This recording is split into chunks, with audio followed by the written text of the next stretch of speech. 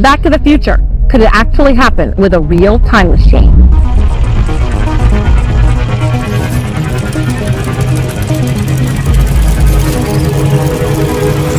In 2022, a man missing for 29 years knocked on a stranger's door in rural Ohio carrying a wooden box full of journals, diagrams, and evidence that shouldn't exist. His name was Mike Markham. The last time anyone saw him was 1997, the night he stepped into a machine he built inside his own garage and vanished. When investigators reached the property, they found the garage burned to the ground, melted copper, destroyed transformers, and a 6-foot circular burn pattern scorched into the concrete. No body, no remains, just a handwritten note inside a metal toolbox that read, "It's not about time, it's about how you see things." For 3 decades, the world assumed he was dead. But Mike Markham came back older, exhausted, carrying proof. "I was devastated. I thought if I could build a time machine that I could go back and see him again and tell him what was going to happen, maybe save his life. Not of time travel, but of something that makes time travel look like a children's story." What he discovered during those 29 missing years is why you need to hear this from the beginning. The discovery. Mike Markham grew up in rural Missouri in the 1970s and 80s. No degrees, no funding, just a kid dangerously obsessed with electricity who scavenged transformers from junkyards, taught himself electronics from library books, and spent every free hour building anything that could throw a spark. And sometime in the early 1990s, that obsession led him to something he was never supposed to find. He had built a Jacob's ladder, 2 metal rods in a V-shape, high voltage, an arc of electricity, climbing upward between them, standard physics equipment, nothing unusual. But one night, working alone in that garage, Mike positioned a cheap laser pointer to shine through the climbing arc. Everything before and everything after. But here's the catch. He had no idea what he'd found, that he just knew it was real. And he needed someone to tell him he wasn't losing his mind. The call in January 1995, Mike picked up the phone and called Coast to Coast AM, the legendary late-night radio show hosted by Art Bell, a man who had heard every kind of impossible claim from every kind of caller for years. Mike was nervous, stumbling over words. He told Art he'd built a device in his garage that could make objects vanish from reality for fractions of a second and then reappear unchanged. Art leaned in. "How do you know the object disappears? Could it just be an optical illusion from the art?" Mike's answer made Art go quiet. "I know it disappears because I can feel it," Mike said. "When the field hits right, everything in the garage feels wrong. The air feels like it's holding its breath, and I'm not the only one who notices. My dog won't come near the garage anymore. Birds won't land on the roof. Something about that field makes living things want to be somewhere else." Dead air. A real pause. Then Art said carefully, "Mike, I want you to document everything. Bring in witnesses, record video, and call me back." Now, if you're the kind of person who watches stories like this, you need to subscribe right now because what Mike did next changed everything. And this story is nowhere close to over. Over the next year, Mike's experiments escalated dangerously. He wasn't satisfied with making objects flicker. He wanted to understand it, control it, amplify it, and for that, he needed more power, far more than his scavenged equipment could deliver. In the summer of 1995, he stole 6 industrial transformers from a rural electrical substation and wired them into his garage. When he fired the system up, it drew so much power it caused a brownout across several neighboring properties. Lights flickered for a /4 mile. Utility investigators traced the surge straight to Mike's garage. He was arrested 60 days in county jail. And get this, those 60 days made him worse. He spent every waking hour in that cell sketching diagrams, refining calculations, planning a bigger build. He walked out more obsessed than when he walked in. By late 1995, Mike had rebuilt his system legally, purchased components, better control mechanisms, more precise laser stabilization. And when he called Art Bell again, Art noticed something immediately. Mike's voice had changed. Darker, faster, almost desperate. "Objects aren't just flickering anymore, Art," Mike said. "They're gone for seconds, sometimes longer. And when they come back, sometimes they come back wrong." He described placing a wooden block between the arcs. It vanished. 3 full seconds of nothing. Just the hum of the transformers and the sharp crack of the arc filling the space where a solid object should have been. When the block reappeared, Mike picked it up. Ice cold, far colder than the surrounding air, as if it had been somewhere else entirely, somewhere freezing. He tested with a flower. It disappeared and came back wilted and dry, as if days had passed instead of seconds. And then Mike said something that made Art Bell stop cold. He tested with a mouse, put it between the arcs. The mouse vanished for 5 seconds. When it reappeared, it was alive but wrong, spinning in circles, slamming into the walls of its cage, refusing food, refusing water. It died 2 days later. Mike, Art said, and you could hear something shift in his voice, something between fear and frustration. You need to stop experimenting alone. Contact real scientists. Get oversight. This is beyond what one person should be doing in a garage. Silence on the line. Then Mike quietly, I can't stop now, Art. I'm too close. Here's the deal. He was right. He was close. But what he was close to wasn't what he thought. The final call and the vanishing. In late February 1996, Mike made his final call to Coast AM, and what he said that night shocked even Art Bell's audience, a crowd that had heard everything. Mike said he'd enlarged the field. It wasn't just affecting small objects anymore. He could step partially into it himself. And when he did, time felt different. It's like everything slows down except you. Mike said, you can see things happening in slow motion. You can move between seconds. And when you step out, you realize more time has passed than you experienced. Like you were gone longer than you thought. Dead silence on the line. Then Art asked the question everyone listening was thinking. Mike, are you telling me you've built a time machine? A long music pause, then carefully. I don't know if it's time travel, but it's something. The field disrupts normal perception or normal reality. I can't tell which, but I'm close, Art. I just need more music power and a better stabilizer. Art tried to pull him back, bring in scientists' work within the system, but Mike's paranoia had taken root. Government surveillance, cars on his road that didn't belong there, people watching his house. The call ended with a promise. I'll call back in March. I'll have proof, video, measurements, everything you've asked for. That call never came. March 1997. Mike went completely silent. Phone disconnected. Letters returned. The farmhouse looked abandoned. Then the garage burned down. Investigators found melted copper, destroyed transformers, music, and that 6-foot circular burn pattern scorched into the concrete. No body, no Mike. Just a handwritten note tucked inside a metal toolbox. Case closed. Missing person report filed. Never pursued. But online, the story detonated. By summer 1997, Mike Markham was an internet legend. Time travel, government conspiracy, dimensional portals. Everyone had a theory. Nobody had proof. And then the legend got stranger. In 1998, an internet researcher dug up a news clipping from 1930. A body washed up on a California beach. Male, early 30s, wearing oddly modern clothing. In his pocket, a small rectangular metal device covered with buttons and unidentifiable symbols. When the photograph was enhanced and posted online, people noticed something chilling. It looked like something a 1990s tinkerer would build. Had Mike traveled to 1930 and died there decades before he was born? Now, pay attention to this part because in September 2006, something broke through the silence. The signal doctor, Harold Voss, a physics professor at a small university in Oregon who ran a blog about fringe science, sat down at his desk on a Tuesday morning, opened his email, and felt the blood drain from his face. The sender line read, Mike Markham. The message, I know people think I'm dead. I'm not, but I'm not exactly here either. The machine worked, but not how I thought. I'm sending you diagrams. Third generation vortex stabilization frame. Don't build it, just study it. Understand what I couldn't. Attached were technical diagrams far more sophisticated than anything Mike had ever described on air. Circuit designs, field equations, warnings about biological effects on living tissue. Dr. Voss read the email 3 times. His hands were shaking by the second read. He tried to reply, bounced. Traced the IP to a public library in Kauai, Hawaii. Authorities checked. Nobody remembered anyone matching Mike's description. Another dead end. Another ghost in the machine. And that is when everything changed. The return. October 2022, 29 years after Mike Markham vanished. Andrew and Melanie Carter, a young couple in their early 30s, had just purchased an old farmhouse in rural Ohio. While tearing out insulation during an attic renovation, Melanie's hand hit something solid behind the wall. A heavy wooden box coated in decades of dust. The label handwritten in faded ink. Markham. Do not open until the right time. They pried it open together on the attic floor. Inside, journals filled with handwritten notes, circuit diagrams, and dates spanning from 1995 to 2021. Circuit boards, some burned, some pristine, wrapped in anti-static bags, and a Polaroid photograph showing a man standing beside a large ring-shaped metal frame. Date stamp June 21st, 2021. On the back, in the same handwriting, it did work, but not the way I thought it would. But here's the catch. One of the journals contained the exact address of the farmhouse where the Carters now live. Next to it, a note. Magnetic field stability optimal. Safe storage location. They will find it when the time is right. How did Mike know this address? How did he know the Carters would buy this specific house? How did a box hidden years ago contain documents dated 2021? Andrew and Melanie posted about it on Reddit. The post went viral. Within days, people who had followed the Mike Markham story for decades were reaching out. And then 3 weeks later, Andrew's phone rang. No caller ID. The voice on the other end was tired and worn, but unmistakable to anyone who'd ever listened to those old coast-to-coast recordings. This is Mike Markham. I hear you found my box. I'd like to explain what happened. Can I come visit? He arrived at the Carter farm farmhouse on a cool evening in October 2022. 59 years old, the right age if he'd aged normally since 1997. But he looked far older. Him weathered, hollowed out, like a man worn down by something no one else could see. What he told Andrew and Melanie over the next several hours changed everything. According to Mike, he did not travel through time, not in the way anyone imagined. The machine didn't move me through time. Mike said it desynchronized me from everyone else. I was still here, same places, same moments, but I was out of phase like a radio tuned slightly off frequency. You can still hear the music, but it's fuzzy, distant. You're present, but not quite there. He described the night of the fire. March 1997. Third generation machine. The field stabilized. And Mike, in a moment of reckless confidence, stepped fully into it. No flash of light, no sensation of movement, just a quiet, sickening feeling of disconnection, like the world had shifted slightly to the left and he'd stayed in place. When he stepped out, everything looked the same, but hours had passed. The machine had overheated and caught fire. Mike escaped, but when he tried to contact people, something was deeply, fundamentally wrong. Friends recognized his face, but couldn't place his name. His landlord remembered renting to someone, but not the details. Phone calls reached disconnected numbers. It was as if Mike's existence had been partially erased from other people's ability to perceive him. I didn't disappear, Mike said. I became hard to find, hard to remember, like your brain couldn't quite hold on to the idea of me. And every time I tested the machine on myself, it got worse. I became a little less real to everyone else. Over the years, the desynchronization deepened. Jobs didn't last. Coworkers forgot he worked there. He couldn't keep a bank account because clerks couldn't remember opening one. He drifted. Cash jobs, temporary rooms, places where nobody needed to remember him. And all the while, he kept researching, trying to understand what he'd done. What he discovered was worse than anything he'd feared. The machine didn't manipulate time. It manipulated something far more fundamental. Perception, memory, and the quantum probability states that determine whether a person can be observed, acknowledged, and remembered by other conscious beings. Every person exists because others remember them. Mike told the Carters, memory creates reality and I damage my ability to be remembered. You can see me now. We're talking, but it's fragile and it's getting worse. The Carters asked to the obvious question, why come back now? Mike said he was running out. Each exposure had deepened the effect. He could barely stay coherent to anyone for more than a few hours. Soon he'd become completely unmemorable, present but unperceivable, existing in the spaces between people's attention. He had planned this moment years ago, hidden the box, waited for the right people to find it. People who would document everything before he slipped completely into unmemory. Before he left, he asked the Carters three things. Send the journals to a private research archive. People who would study the work without recklessly replicating it. Lock the attic. Some equipment was still magnetically active. And never try to contact him again. They agreed. Mike thanked them, stood up, and walked out the door. Unmemory. And this is the part that will stay with you. Andrew and Melanie both described the same experience. The moment Mike stepped through the front door and into the night, they had to actively concentrate to remember what he looked like. His face began dissolving in their minds almost immediately, like trying to hold water in their fists. Features blurring, details sliding away. Within minutes, Melanie grabbed a notepad and started writing down everything she could remember because the details were already slipping. The color of his jacket gone, the shape of his hands gone. Andrew found himself standing in the kitchen, staring at the wall, trying to recall the sound of Mike's voice. He couldn't. Within an hour, they were reading their own handwriting like a stranger's notes. The words were theirs. They recognized the pen, the paper, even the coffee stain on the corner of the page. But the memory behind the words was fading, not gone, but thinning like fog burning off a field, leaving nothing behind. Within a week, they had to read those notes just to reconstruct the conversation at all. The emotion of it, the awe, the dread, the weight of what Mike had told them was dissolving into something vague and formless. Like waking from a dream you know was important but cannot describe no matter how hard you try. Now years later, they say the encounter feels like something that happened to someone else entirely. A movie they half remember watching late at night. They know it was real because the journals are there. The Polaroid is there. Their own handwritten notes are there. But the living memory of sitting across from Mike Markham, hearing his voice, seeing his face, it's almost completely gone. That is what unmemory looks like. Not forgetting exactly something worse. The slow, quiet erasure of someone's presence from your mind while the evidence of their existence sits right in front of you. If you're still here, subscribe because the stories on this channel don't just tell you what happened. They show you what should never have been possible. The Mike Markham case leaves us with a question that has nothing to do with time machines. Simpler than that and far more terrifying. What happens when the thing that makes you real to other people, their ability to perceive you, remember you, hold you in their minds breaks? Mike's answer, you don't disappear. You don't die. You just become impossible to hold on to. A face no one can quite describe. A name that slips off the tongue. A presence that dissolves the moment you leave leave the room. A ghost made of flesh and blood, haunting a world that has simply stopped noticing you exist. The Carters kept their promise. The journals were sent. The attic was locked. Since then, occasional unverified sightings. Someone matching Mike's description asking strange questions in university physics departments. A man at a conference who introduced himself as Mike Markham, but whom no one could remember afterward. Reports from shelters of a man with deep technical knowledge who never stayed long enough for anyone to learn his name. Traces, echoes, each sighting a little hazier than the last. Each witness a little less certain they saw anyone at all. The fading signature of a man slipping further into unmemory. Somewhere Mike Markham is still out there walking through a world that can barely see him, still breathing, still moving, still trying to be remembered before the last thread snaps and he falls through the cracks of reality for good. Alive, present, and completely irreversibly forgot. The machine worked, just not the way anyone, not the expected. And the price was a fate worse than death. Mike Markham found a way to break reality and reality broke him back.